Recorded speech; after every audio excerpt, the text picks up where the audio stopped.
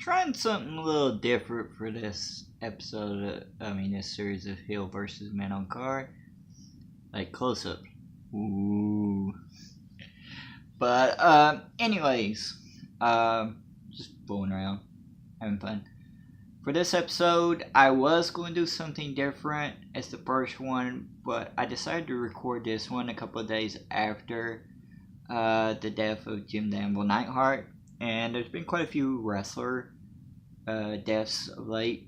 Brickhouse Brown, you had Nikolai Volkov, you had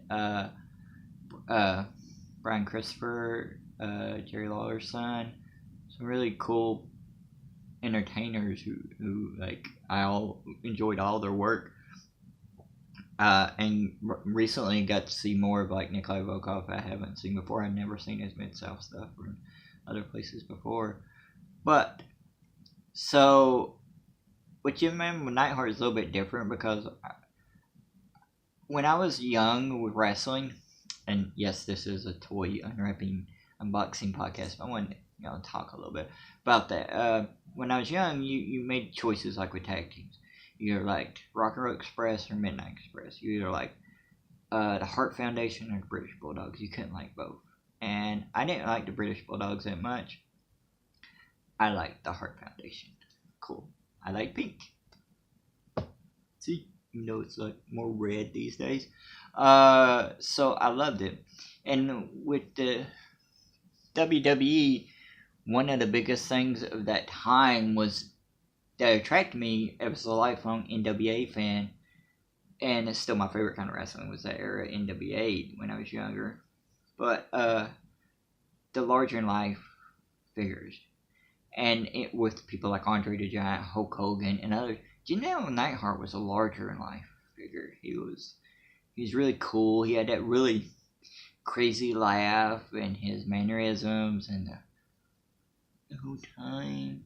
It was really different than the Hitman, who was really cool and his slick back hair, greaser type hair, whatever, and the glasses.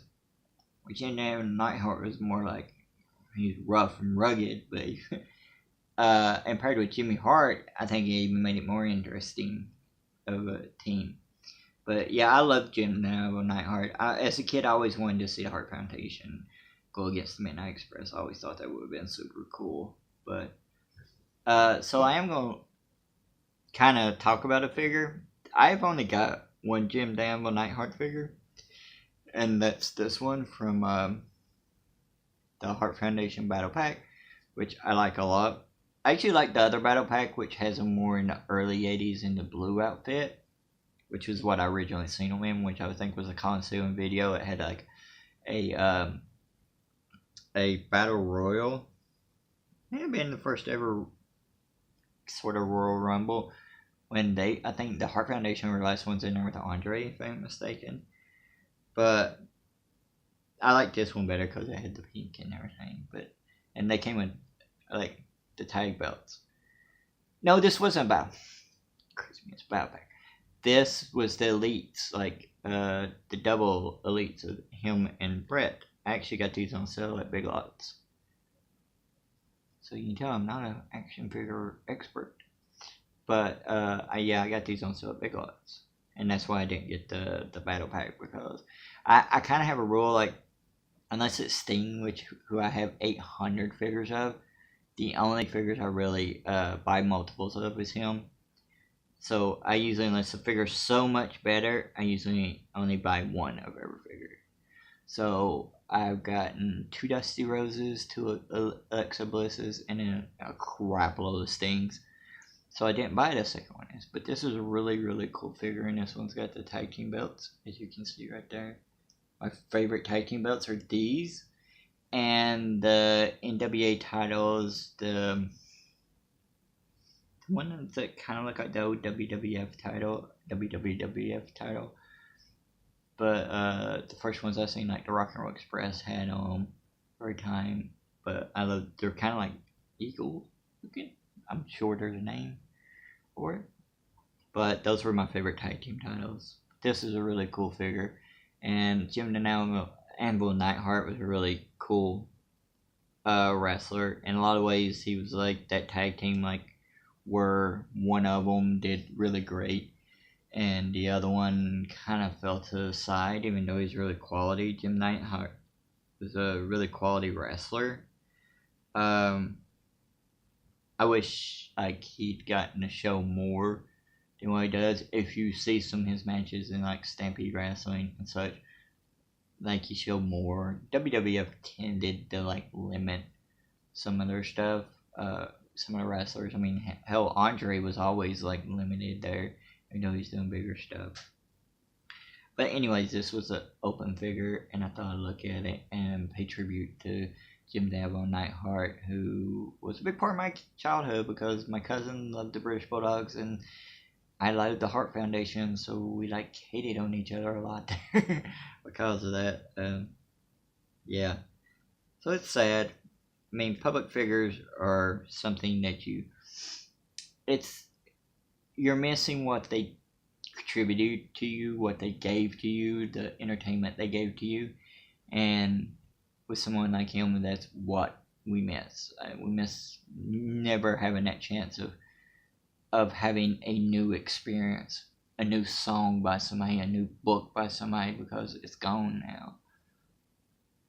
And I think that's why we miss. It's not trivial to say like, oh, you should never like mourn the loss of a celebrity or an artist or something. It's perfectly understandable if you see where it's coming from. It's coming from a miss of somebody who created something, who kept creating things that made you feel good or made you escape from your worries. And I hope, as an artist myself, I hope somebody like Jim Davo Neidhart or Brickhouse Brown or Nikolai Volkov or Brian Christopher, I hope they understood that they did that for people and that people will miss them because there's not a chance of that happening again for somebody else. So I hope you enjoy this little different look. I might keep it up. Let me know in the messages. In the description. I am going to be doing a lot more of these. I'm going to try to get the series rolling. Work's been kind of crazy lately, and doing like culinary school and everything else going on, wearing me out. So I enjoy doing these. I enjoy feedback, and I enjoy talking to people. Also, in the link in doobly-doo will be a link to the new shirt, which is the logo. I might try to put it in here somewhere if I can figure out how to do it. The artwork and logo that Jason Wolf did. And check out Art of Jason Wolf on Instagram. He did a new logo for Hill vs. Men on card. And so I guess I'll see everybody next time. Shout out to the Fully Postable Brothers. Cool podcast, guys. Listen today at work. Kept me from going nuts a little bit. So I'll see everybody later. Bye.